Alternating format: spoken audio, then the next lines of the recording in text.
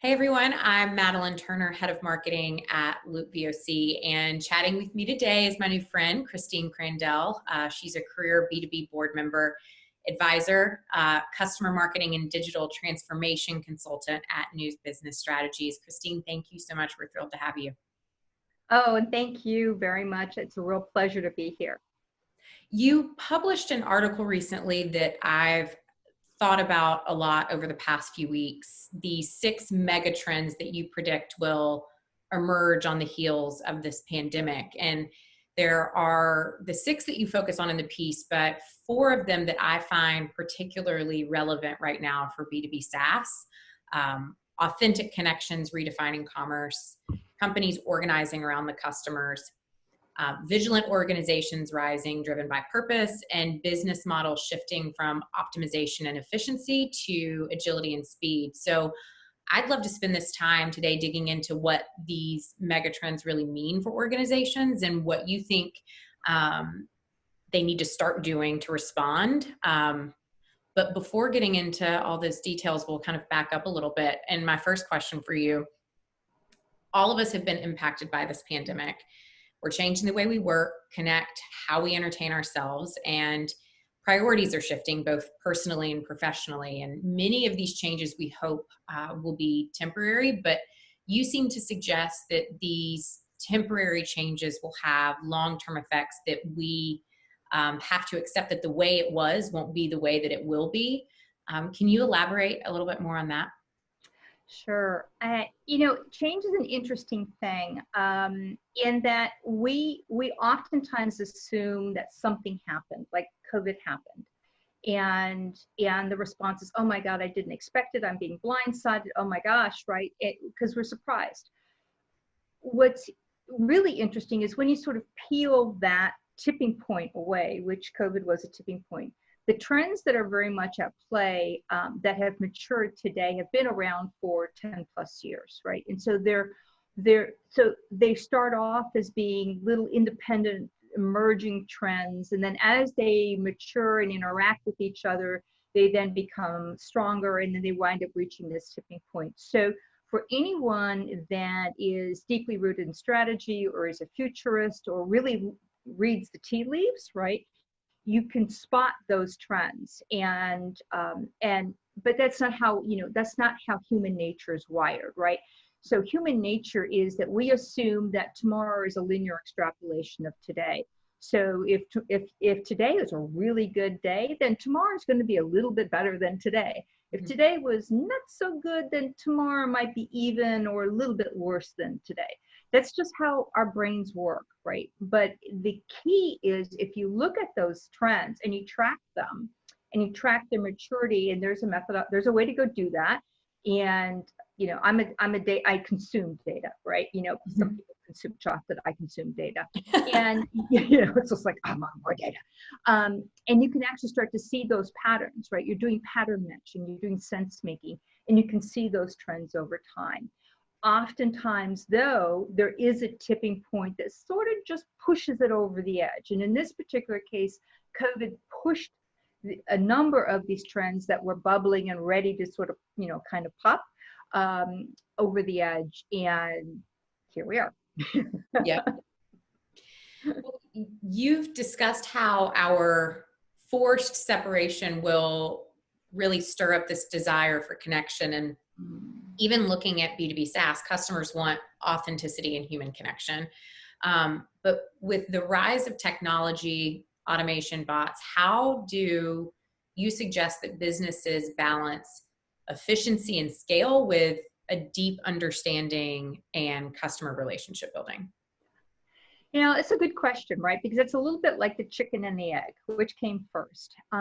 So let's go back and set a little bit of context. We have been, for the last 20 plus years, focused on optimization. We've been focused on productivity. The economy since World War II has been really focused on productivity. How do we scale? How do we do less? How do we do more with less people, right? And so there's been this whole orientation around how do I just, automate. And we could arguably say that, we went a little overboard with the automation. pre-COVID. And when you look at chatbots and you look at, and I'm not picking on chatbots, you look at a lot, I look at a lot, I happen to not like chatbots, but I'm not picking on them. But you're looking at technology where for so many brands to actually talk to a human being is virtually impossible. There are certain, we shall not name them, mail, applications in which you can send out newsletters or whatever, and they maintain your lists and whatnot, where you cannot literally ever talk to anybody. So the two pieces, efficiency and customer, really actually can fit together, but we haven't looked at them that way. We've been only looking at how do I actually do more with less. Well, now we've come back, we've had this tipping event, and this has been brewing for a while. This brand or this customer dissatisfaction with being treated as a number, with what I call faux relationships through personalization, this over automation, this technology isolation has a backlash, and that backlash has really come to play in COVID and how brands dealt with it. So when we look at this efficiency in customer, the really key thing is let's now understand, let's put the customer first. Instead of looking at how do I optimize internally, right? How do I get a check cut faster? How do I process a PO faster? How do I, develop my product roadmap, faster or with less product marketers? Now let's focus on more, let's understand that particular customer. So we have to redefine efficiency to actually start with understanding that customer. And there are many customers, ironically or interestingly, in all the hundreds of, work projects that we've done, for any organization, there's only typically 3 or 4 customer journeys, right? So there's not like there's thousands of them, but there are 3 or 4 customer journeys. So first, let's understand the customer. Let's do voice of the customer and really, really listen. And then align processes to that customer, to that engagement, to those micro moments that have the most value. And once you understand what that alignment looks like, what's sales doing, what's marketing doing, what's product marketing doing, what's finance doing, then you can start to say, what am I now on those processes? What am I going to optimize? And where do I use technology?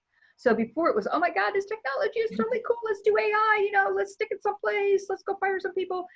And now it's the other way around. Now we have to look at the customer. Let's re-engineer our processes, and then let's put in technology. The one caveat I want to say is we got into this trouble, right, a little bit in our optimization of processes for the past, 20 or so odd years, is that we didn't recognize that because of how technology was built, we were actually institutionalizing rigidity, right? So it became very hard to be agile. And we've been talking agile a long time. Now we have this phenomenal opportunity because we're going this way and we're turning it around and putting the customer in the center to say, let's be very mindful as to when we look at technology to say, are we sure that we can spin on a dime, right? So that we aren't institutionalizing rigidity.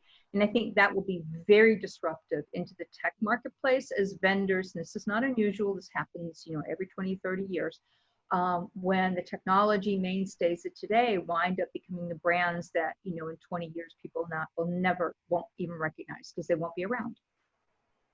Absolutely. I mean, and the point about kind of we got ourselves into this leads me to my next question of, part of what makes it so difficult for companies to do right by customers is the entire way our companies are built. It makes it difficult to even know who our customers are or what they want. It's like we create these experiences that are meant to deepen connections, but our internal brokenness and lack of communication around the customer leaves us delivering disjointed moments instead. So now we've talked about this being a problem for a while, but why do you think that it's even more of a problem that organizations need to address right now?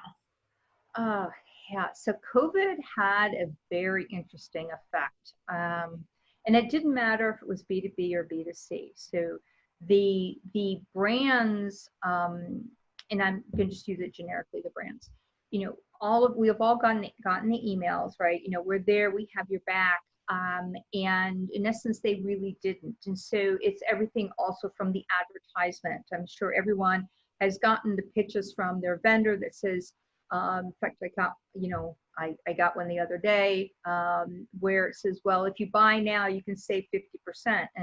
And so there's lots of that, right? I get it, right? I get that brands are focused on acquisition. They're trying to preserve the revenue. They're trying to preserve cash. But when you look at it from the customer's perspective, right, it seems disingenuous, right? Yeah. And so it's also toned up. So there has been so much communication that's happened around COVID where a customer base is very sophisticated. It doesn't matter if they might not have the largest business in the world, or they could have the largest business. They're wise from their consumer experience that they can spot that into the B2B world, and that they see the brands are disingenuous. And so what has happened as a result of it, what is that brands seeing the revenue drop and seeing their win-loss rates drop have just pumped up outbound email like to the increase of 30%. And HubSpot found that the response rate naturally plummeted, right? And what was resonating were just marketing emails, where it was more educational, informative, those types of things. So what that should tell brands is that I made a mistake, right? I should have done like Salesforce and other brands did, that says, let me back off from the acquisition and let me focus on building a customer relationship and let me care about that customer. Are you okay? Is there anything that you need? Can we send you masks? Can we send you wipes? Is there anything that you need? And so customers are now have a higher expectation because they realize that they are now going to choose brand loyalty based upon their experience through COVID. They're now going to be very judgmental. If you send me a CSAC survey and I fill it out, I expect the brand to respond to me to say, what did you do with my data? Even if it's just an NPS. And so we are now seeing that the customer is expecting brands to know more about them personally and not just categorize them as a persona at a particular stage in an industry and a geography. Yeah. They're expecting them to close the loop on voice of the customer and on CSAT. They are expecting brands to be much more ethical and much more transparent, right? And they are going to vote with their dollars. And so companies that say it's business as usual pre-COVID are going to find themselves very much out in the cold.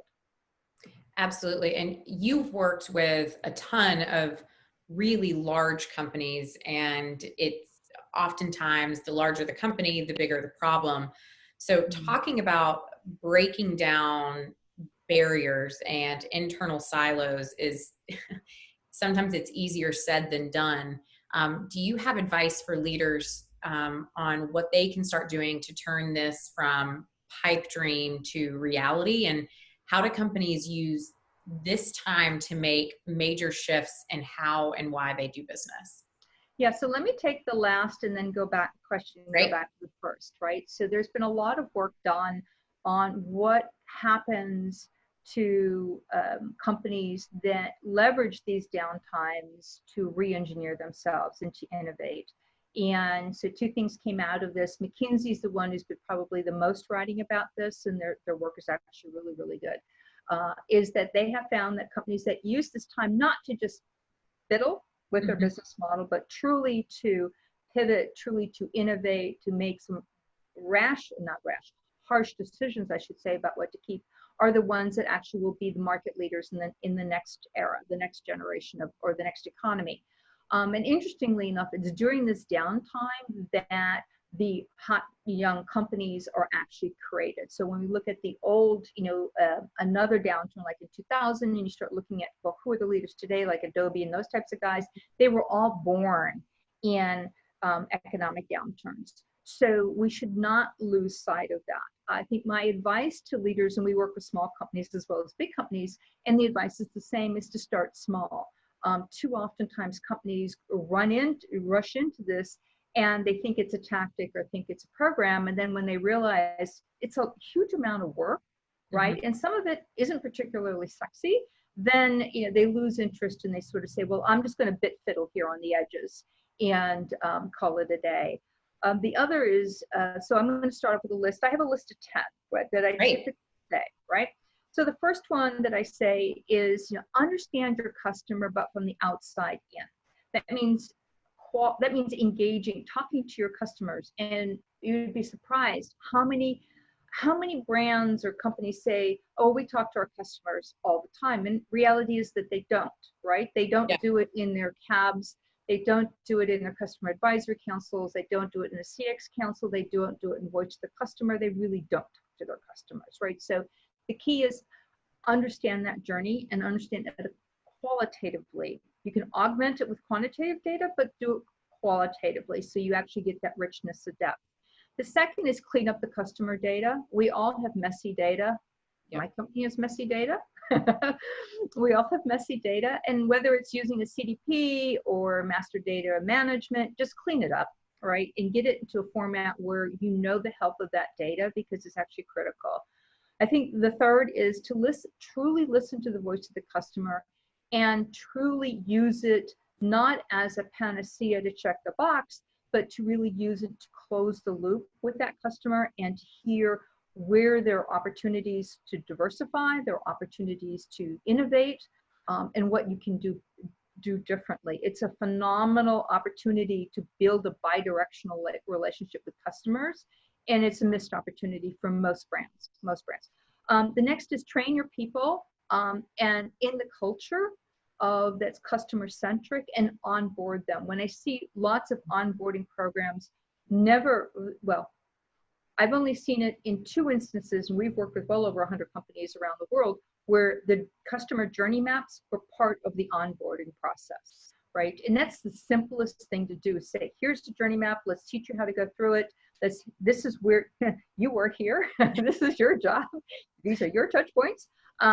So oftentimes that has to be baked into the onboarding program, right? An informative worker is going to be an empowered worker who will make better decisions for the customer. And then break up big organizations. We have a hierarchical model that has been in place for probably 100 years. And we always say, well, we're matrixed or we're flat. Well, not really. We still look like a pyramid, right? And we have entrenched in our culture this perks with ranks orientation, meaning the higher up I go in the organization, the more bennies that I personally get. The best way to sort of break that apart is to break the organizations and create, I call them pods. I've actually done them a couple times. They work really well, of cross-functional teams between 6 and 12 people. So you've got sales, you've got marketing, you've got customer support, you might have product management, or you might have an engineer, it depends upon your business, and have them wrap around an ABM, around an account, or have them wrap around a particular market. So let's say we have oil rigs as a market, so wrap them around the oil rigs, and enable them to actually run it as a business. Right, how you keep the pods aligned is that they wind up being accountable to corporate objectives, which are measurable and time bound. Right, so everybody actually lines up, not like a pyramid, but they actually line up to a corporate objective. And so what happens here is all of a sudden now, and this for someone who is a confident leader with high EQ, they're going to be, I'm okay with that, right? Because it means you're going to have to trust your workers. But what happens is you're moving that decision making down to the front line. They're going to be able to respond faster. The pods are, they're going to be able to pivot faster. They're going to be able to spot opportunities much earlier and vet those opportunities and then socialize them internally. We did this at a university, which actually works really well. There's other folks that have done this in software companies. Four Seasons does this, which is why the guy who opens up your car door knows your name, which I know freaks everybody out. But it's a wonderful way of empowering your frontline workers, and with it, your worker satisfaction just goes through the roof, right? So the other next is, so we talked about breaking it up. So aligning, and then we talked about aligning teams to your corporate objectives, which are measurable and time bound. The key thing is, as you identify innovation could be coming from you. It could be something that you license from somebody else, spin it out, take that innovation group and go stick them someplace else, because the natural tendency for large organizations is to kill anything that counters the norm, right? So you're going to have to spin it out of the organization and just foster it, feed it with some money. The next is orchestrate campaigns to journeys, and use marketing mix modeling. We have been, as organizations, pretty standard or slow to respond in mixing where we do our marketing spend by channel, mostly because it's been very hard to do that scenario analysis. With the advent of AI, with the advent of some amazing, new startups and new companies in that space, you actually can do real-time modeling. So you can, almost on a weekly or a monthly basis, you can start, moving your money around as you see that revenue performance happening, as you see trends out on the horizon. So again, it's case change. And then the last is be human, right? I think that's the key that we have left out in the past 20 years is we forgot that we are all individuals, we're all unique, we all want compassion, and we all want to belong, and we all want to have meaning. So embrace that. So the net of it is let go of old habits, and get uncomfortable. The more uncomfortable you get, the more you experiment, the more you're going to go find really those true gems that are critical to the future. And yeah, it's feels kind of, but it's key. It's really key. Yeah, and I mean, there's a reason they say that old habits die hard. We're talking a lot about some cultural and foundational changes that have to happen in order for businesses to survive or even thrive in this next phase. But we have a habit of taking too long to do right. But moving quickly and being agile is critical right now. So how do you think that realigning around the customer actually promotes speed and agility in this customer first world?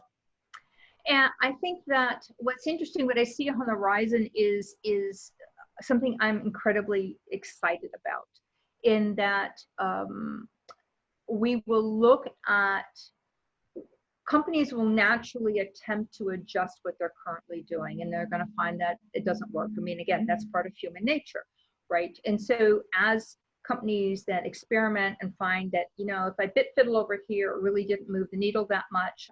And they're going to get to the point where they say, okay, I need to really think outside the box here. And so what we're going to see are companies will look at their products and say, how do I actually really reduce the standardization of this product?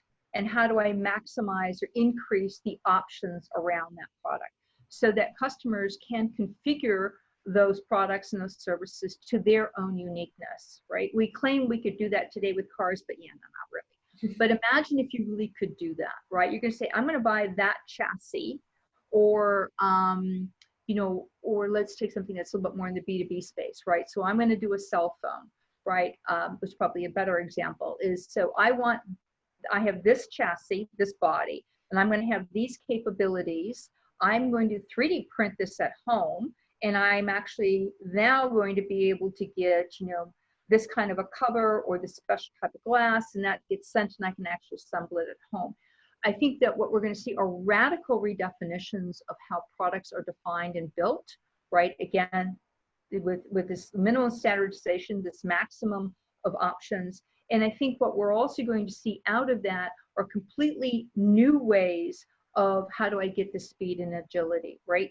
And here in this case of the phone, right, you have speed because the customer has actually gone off and designed their own phone, which, by the way, will create a whole new set of industries around helping customers configure this.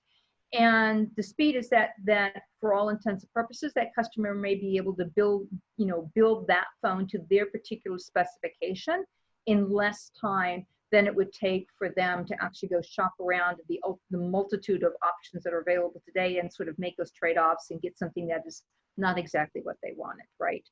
At a much lower price. So, it's completely blowing that up.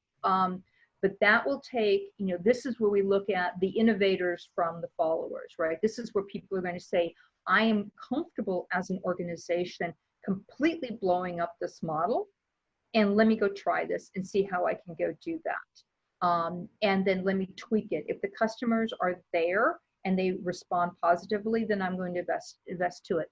What's the biggest missed opportunity in my mind, right, is that too often brands actually don't involve their customers in this process. So, if you look at baking in your customer and doing co-creation with your customer. So we have this goofball idea, right, Mr. Customer, we actually want you to empower you to do X, Y, and Z.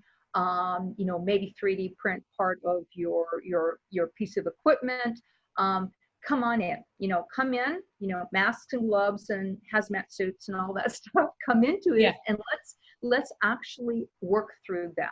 What are the value components? What is the return? What are some of the obstacles? And too few companies actually do that. It's sort of this little Chinese wall. Well, okay, I'm going to invite you customer in only to this point.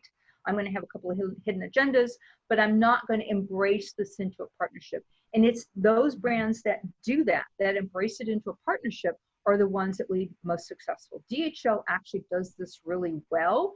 One of the things that DHL did through their co-creation was actually develop, it's totally legal, develop a drone. And the drone actually is put into like a crate, and it's got stuff in it. Say, for instance, you're going to deliver medicine out into a remote part. And so this crate is moved to some place wherever it needs to be out in the remote, either by helicopter or by truck. It's dropped. The top pops open, the drone comes out and then starts delivering. When the drone's done, comes back in, the top falls down, and it waits to be picked up. Right? That's co-creation. That came out of this co-creation. And so the other is, it's also looking at engagements. Customers have a vested interest to say, I want to do business with you, right? And if you as a brand are open to us working together on messaging, on customer-led growth strategies, on campaigns, the brand is going to find out that they're going to be able to pivot a whole lot faster because they have a team behind them of customers that are going to inform them, right? But you got to be able to let your barriers down and let those customers in. And this whole notion about, oh, well, they're going to shop my trade secrets. I get it, but you have to trust your customers, as well as you need to trust your workers, right? The workers are going to see stuff on the front line. Don't stymie that, right? Embrace that and have those mechanisms where they actually can go off in a pod and go experiment with something. And if it works, well, great, then let's socialize it. But that's where the speed and the agility is going to come from. It will take us quite some time to get there because, as you said earlier, these are old habits that are going to take will be hard to change. But I think a lot of nimble young companies are embracing this already and looking at the future and looking at engagement from a completely different mindset.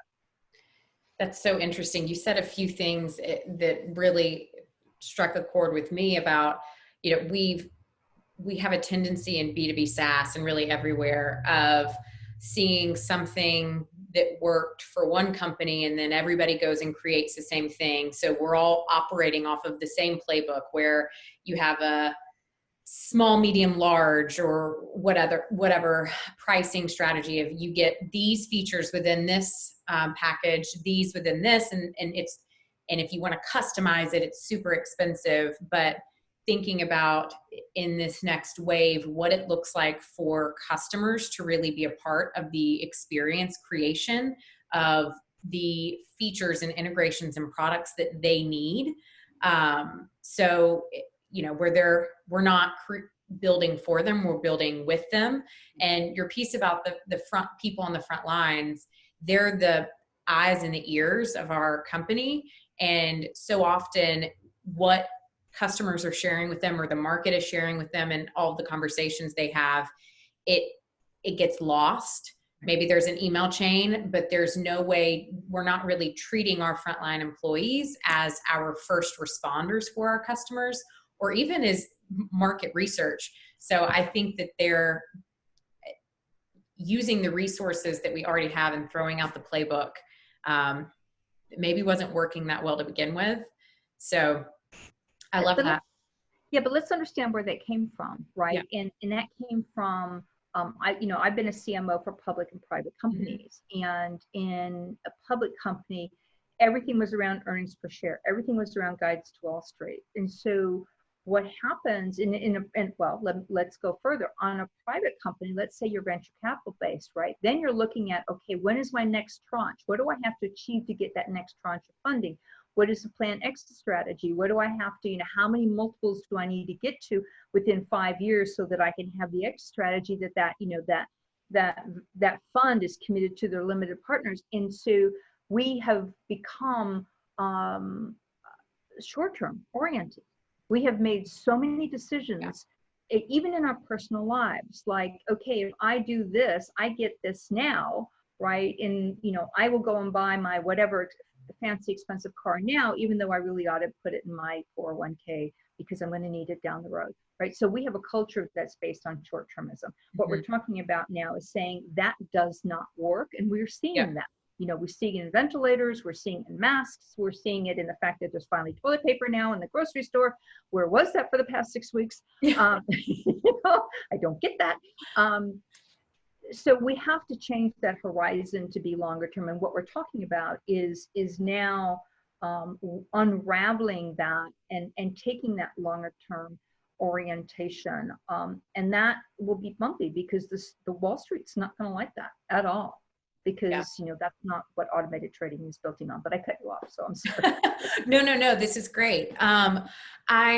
Before we wrap up, I wanted to see if you had any closing final thoughts for leaders right now, maybe that we didn't touch on in this series of questions. Yeah, I think that one is to just kind of take stock of where are you today. And I'm not talking necessarily about, do I have enough cash, or, how am I going to bring my workers back? Just take stock of the business today and take stock of where the marketplace in the industry is today. And look at sense making, look at that trend analysis. And for someone who is not used to working like that, there's a couple of things. If you're a large enough organization, just think of it as being one head count, right? That's all that they do. It's a special skill set. You'll find it with folks that are, very much in the strategic bent, but their sole job is to do nothing more than read the tea leaves and provide guidance. You can sit in marketing, be chief of staff, whatever. I think that if you can't do that, then farm it out, right? There's organizations that actually do that, and some of the stuff that we do. So one is get a handle on the emerging trends. The other is something that you said that I thought was really, really wise. It's experiment, fail fast, experiment, and get uncomfortable, right? When you get outside that box and you get uncomfortable is where you're going to find those opportunities that are going to make you the winner next year. And don't put it off. Right? Don't put it off, because companies today that are doing that are the ones that will be the winners in the future. Well, Christine, this has been a great conversation. Where can people go if they want to get in touch with you? Sure. So we have a website with a very quirky URL. There's a long story for that, which I'll spare you. It's NewBizS, so it's www.newbizs.com, or you can just Google Christine Crandell and I will pop up. I'm on Twitter. I live on Twitter, so it's @Chris Crandell, and Crandell is Crandall and Cranberries, Dell is in the computer. So if you have any questions, shoot me a note. I love just sitting down and helping people navigate this, and love to have those conversations. And thank you.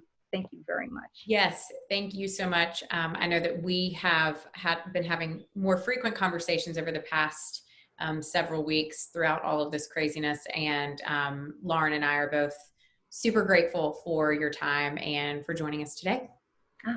Well, my pleasure, and go Luke VOC. Yeah. Thank you. Have a good one. Okay, bye.